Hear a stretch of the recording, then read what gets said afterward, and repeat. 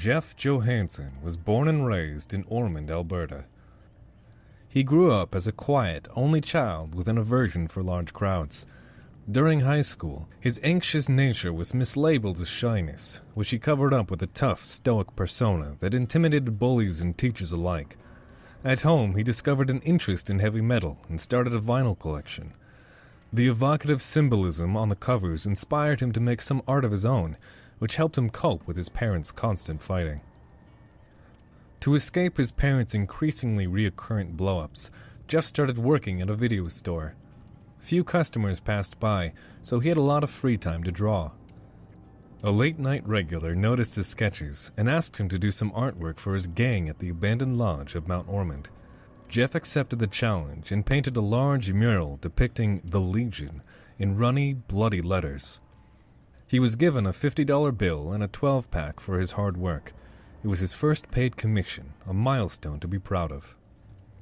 After his parents' divorce, Jeff was forced to move with his mother to Winkler, Manitoba, which was miles away from his hometown and his dad. In Winkler, Jeff was more isolated than ever, except for art and music. His solace came shortly after graduating high school when he started working at a local bar with live music performances. He found a roadie gig shortly after, leaving Winkler behind. A few years later, Jeff got injured after getting involved in a fight during a concert.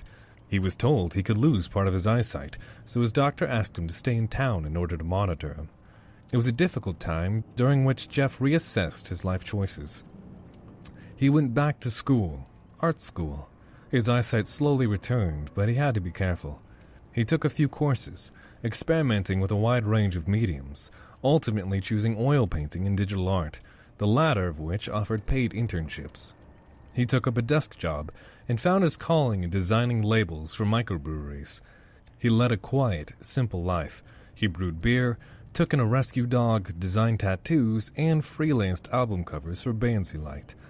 All until one morning, when he got a phone call from Ormond saying that his father had passed, leaving a few things to sort out. Jeff drove all the way back to Ormond.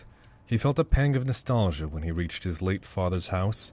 Inside, there was an old guitar case sitting against the wall. It held a black vintage model with a sticky note that said, "From my boy." He stayed in town longer than he planned to, reminiscing about his childhood. Driving by the former high school, he remembered the mural he painted up Mount Ormond. He bought a 12-pack and headed up to the lodge. After weeks of not hearing back from Jeff, his colleagues assumed that grief had gotten the better of him. His neighbors got tired of sitting the dog, which became more and more agitated as days went by. The dog became a stray again, erring while seeking the familiar trail of Jeff's malty scent.